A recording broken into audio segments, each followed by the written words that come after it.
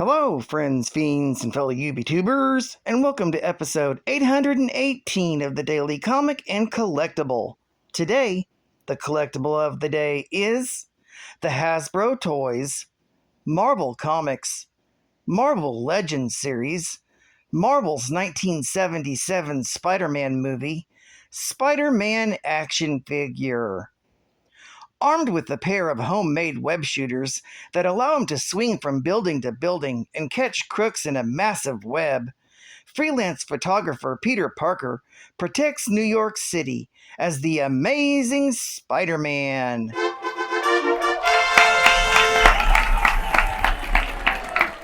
This Marvel Legends collectible action figure is inspired by the appearance of Spider-Man in the 1977 movie. Spider-Man 1977 features over 20 points of advanced articulation, with fully posable head, arms, and legs, making this a great addition to your Marvel collection. This officially licensed Marvel Legends box set comes complete with 5 total accessories, including 1 pair of interchangeable hands, 2 web effects, and a web line. Spider-Man 77 comes in a collectible window display box with a retro theme. Design was inspired by the original movie. This Spider-Man figure was released in 2025 by Hasbro Toys. Now, the comic of the day is Deadly Foes of Spider-Man, Volume 1, Issue number 4, with a cover date of August 1991. This was part 4 of a 4-part miniseries, ENDGAME, with story by Denny Fingeroth, art by Al Milgrom, and cover by Al Milgrom. This story is titled, While the City Screams.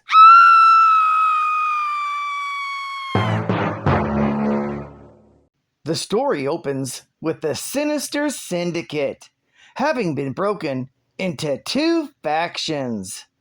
Those who are loyal to the Beetle and those who were assisting LEILA Davis get revenge against their former leader. Siding with the Beetle are Hydro Man and Speed Demon, while on LEILA's side are Boomerang and the RHINO. Speed Demon focuses on LEILA, telling her that they could have been an item. Using the gauntlets owned by her late husband, the Ringer, she manages to catch him in rings. Meanwhile, Hydro Man attacks the RHINO until he's hit by a gasorang by Boomerang. He then blasts the Beetle out of the sky, landing him in the clutches of the RHINO. By this point, the NYPD has arrived on the scene to cordon off the area. However, they are ordered to hold back from orders by the mayor.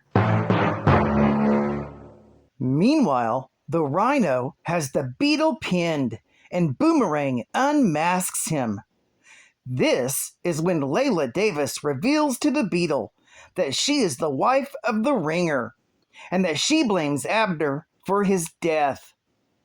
Before she can put a constricting ring around his neck, he manages to break free.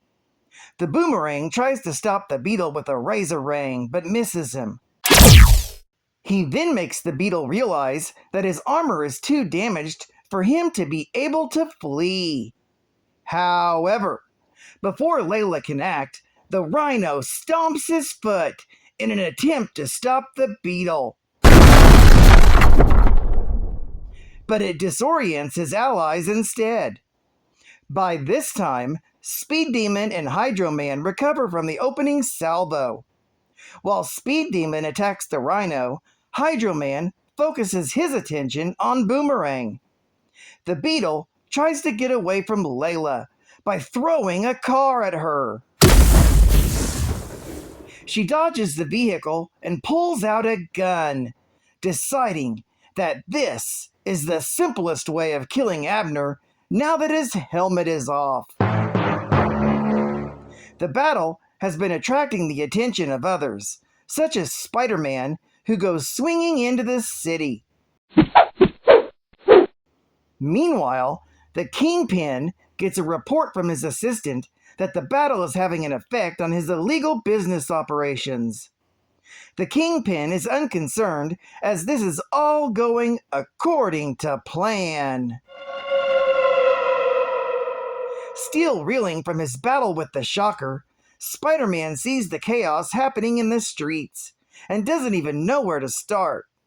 When the Beetle throws another car at LEILA, the wall crawler swings in and saves her life.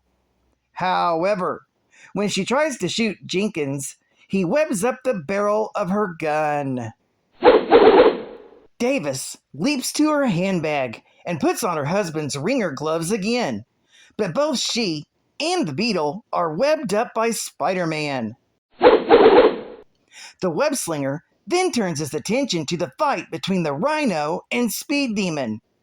Unfortunately, this leaves him open to attack from Boomerang, knocking the hero out. By this time, the local police precinct is running on a skeleton crew as officers rush to the scene.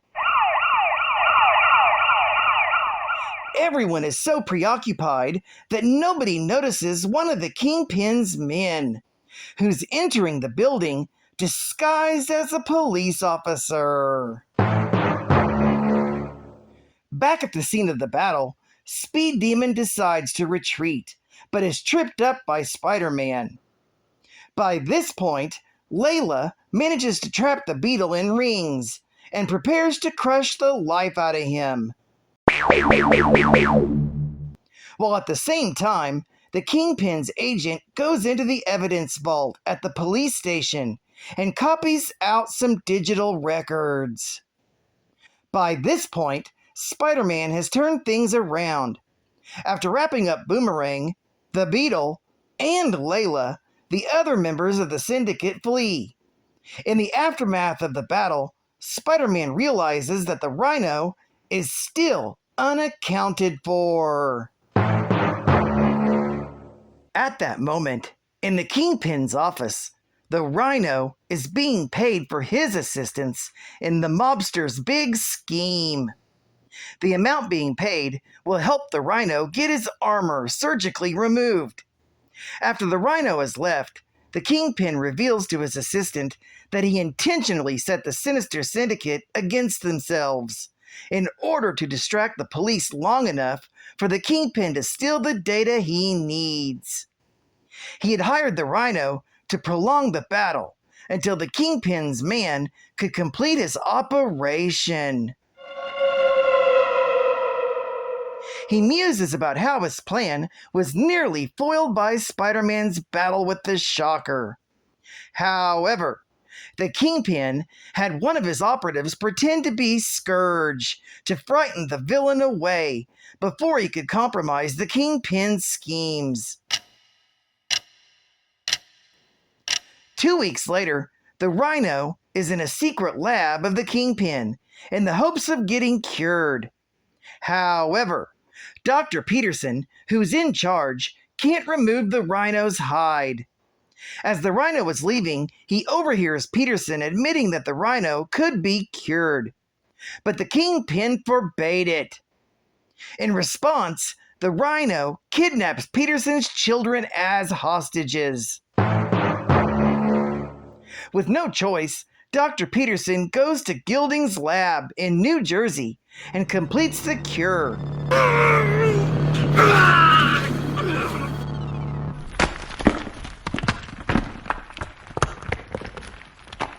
However, Peterson fears for his life because betraying the Kingpin made him a marked man.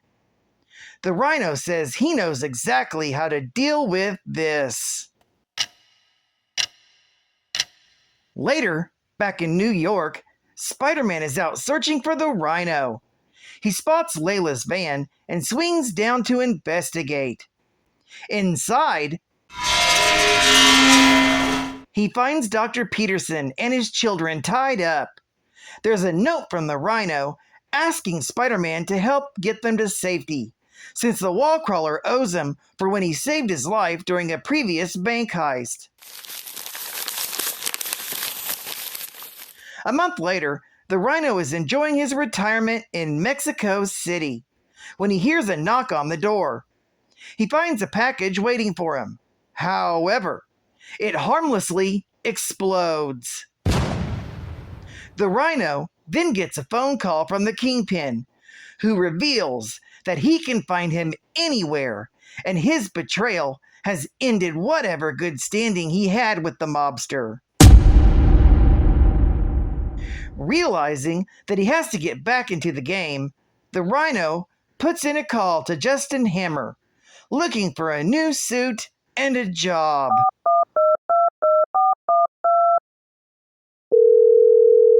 Hammer has just the work for the RHINO: destroying Spider-Man. At that moment in New York City, Spider-Man has the strangest feeling that someone has been talking about him. And so ends the conclusion of The Deadly Foes of Spider-Man. Geek fact: in this story arc, the RHINO intervened and saved Spider-Man's life in Deadly Foes of Spider-Man, issue number 1, from May of 1991. Bonus geek fact: LEILA is plotting to kill the Beetle because she feels he's responsible for the death of her husband, the Ringer. This is because the Beetle forced the Ringer to battle Spider-Man in Peter Parker, the Spectacular Spider-Man, issue number 58, from September of 1981. In her mind, this humiliating defeat led the Ringer to become focused on becoming a legitimate hero. This turned tragic when he was seemingly murdered by the Scourge of the Underworld in Captain America, issue number 319, from July of 1986.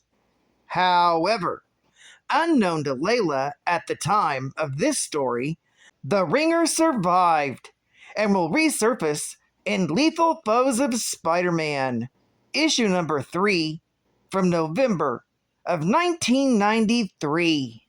State-of-the-art gaming! Ready, aim, punish! With special appearance by Spider-Man. The Punisher, the ultimate payback! Crime. The stench is everywhere. But now Jigsaw and his band of drug lords will be taught a lesson in justice. Punisher style. There's nowhere for them to hide. Packing his M60 machine gun, nitro-charged grenades, and heat-seeking rockets, the Punisher will hunt them down from the urban New York jungle to the voodoo-infested wilds of South America, destroying everything evil in his sight. With Spider-Man at his side, hundreds of enemies will be given The ultimate payback! only from Acclaim. Look at these comics. Aren't they neat? Wouldn't you think my collection's complete?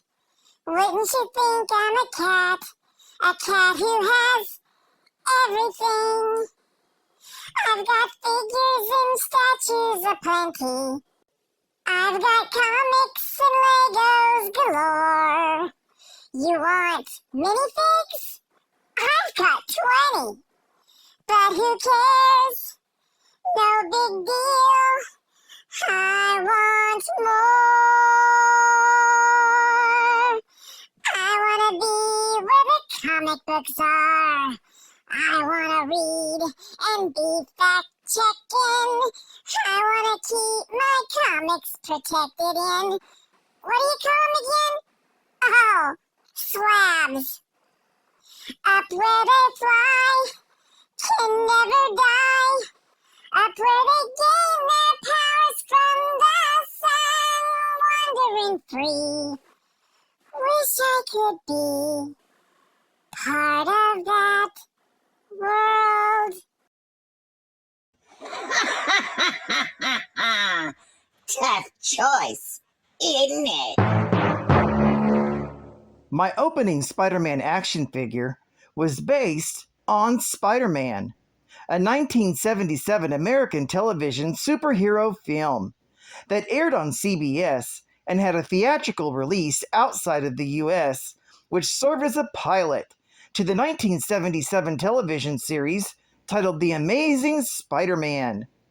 It was directed by E.W. Shackhammer, written by Alvin Boritz, and it starred Nicholas Hammond as the titular character.